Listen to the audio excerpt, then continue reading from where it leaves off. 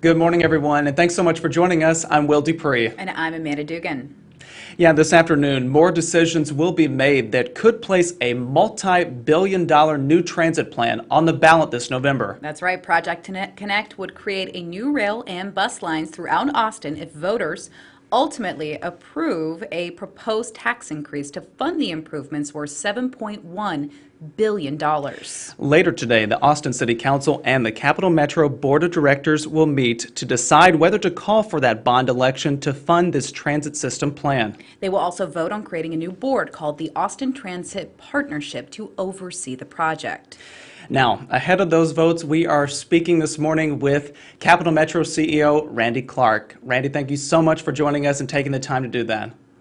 Good to be with you. Thanks for having me, guys. So, Randy, I know we did a small recap there of a little of what Project Connect is all about and this little portion of it. But for those who may be totally unfamiliar and may just be focusing on that price tag, just hearing that number, can you again kind of give us a broader view of what this is all about? Yeah, well, first of all, I think you did a great recap of that, and probably because this has been such a covered story for a couple of years. So, a couple extra details I'd probably add into that overview. It's been a multi-year community engagement, data-driven process. Honestly, it's been like a 20-year conversation in Austin to how to really expand a really good, high-quality mass transit system that really touches everyone in our community, and I think we've done that. This will be today the ninth joint session between the Capital Metro Board and the City Council, something unheard of actually until we started this process. We've had over 300, I think, meetings. Again, I mentioned 60,000 people involved. It's the largest community engagement effort to date in the community. It involves the planning process really got to a point in June where the board and the city approved what's called a system plan. So basically put in a map with the debate of buses and trains on which roads and corridors. So that kind of got resolved in June.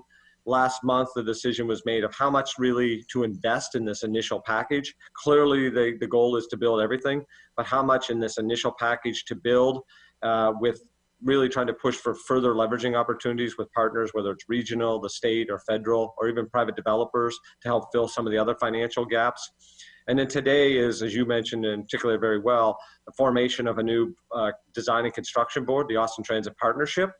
And maybe we'll talk a little bit more detail on that. But that gets formed today and kind of the quote unquote contract with the voters. So the voters can be really clear of what the conditions of this vote are. They can be assured of the transparency and commitment of how this program will be delivered for the community.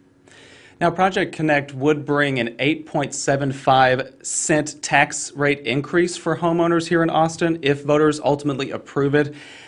Timing for any kind of tax increase is everything, and at this moment, when we're dealing with a pandemic and people are losing jobs and facing furloughs and having difficulty paying rent or utilities, how much more difficult do you think this particular ask is right now for the community, given all of those factors?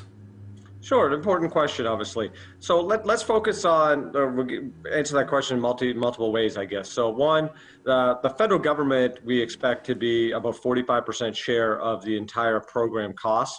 And that is a very robust program that is bipartisan supported in Congress. And we actually feel very good with the 45% number.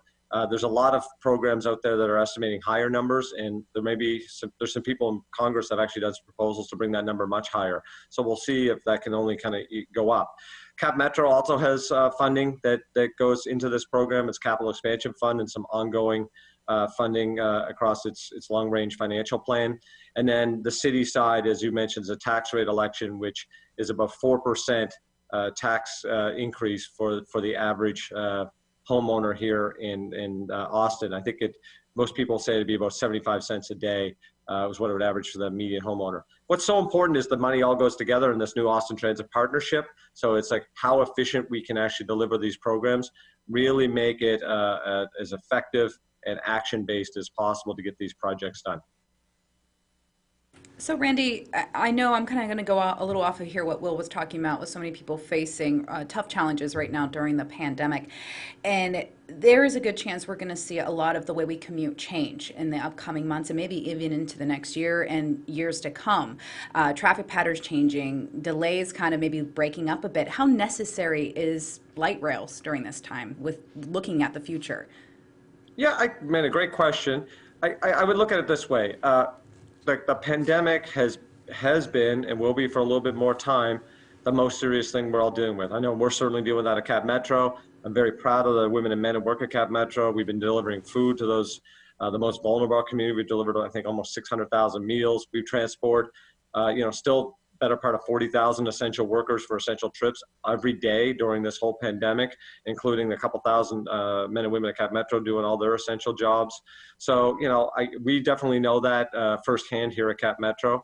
I guess what I really think is, I think this pandemic will create maybe some opportunities for a little bit more flexibility, but I think it's really important that we pause and really not overthink what some people are thinking is transformative human change that some people are prognosticating right now. So a couple examples of that would be, I think there might be a little more flexibility for a few office workers, but if you look downtown, there's still 40 cranes and they're all building big buildings.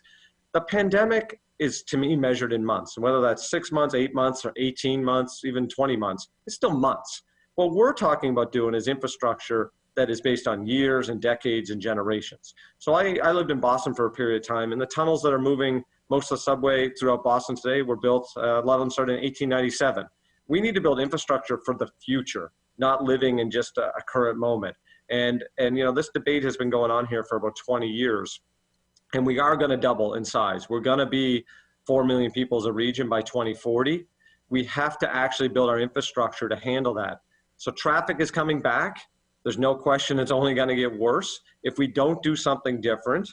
So i.e., if we don't decide to invest in transit, then we are making a decision about our future, because there can be no other solution. Traffic could only actually get worse. So, we can't simultaneously say traffic, some people that can telework, which is, by the way, a sliver of the economy.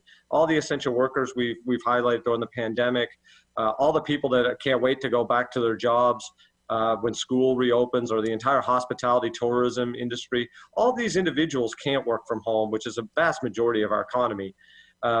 Those people need a public transportation system that is better for a growing community. You did mention the tunnel system in Boston where you used to work and live. This particular plan here in Austin, what caught a lot of people's attention was the tunnel aspect of Project Connect. Recap where that stands with the current iteration of the plans. Yeah, the tunnel is very important, and it's important for this reason. It's not about, the tunnel's not for anyone that lives near the tunnel. I think that's the first thing we got to realize. The tunnel is about the entire city.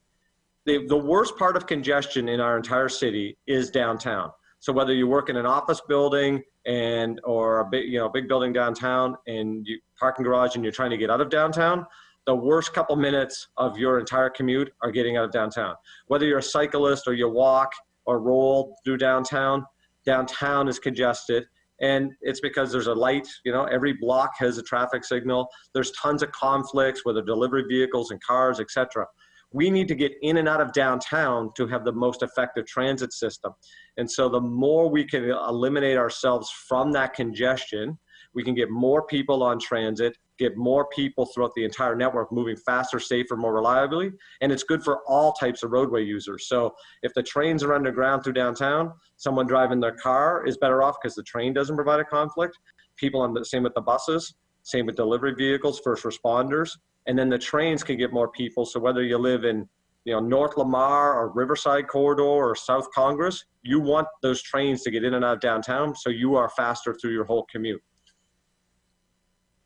So, Randy, something else the Austin City Council approved was $300 million for anti-displacement efforts related to this project. Now, can you give us some of the specifics of what exactly that means and what it would cover?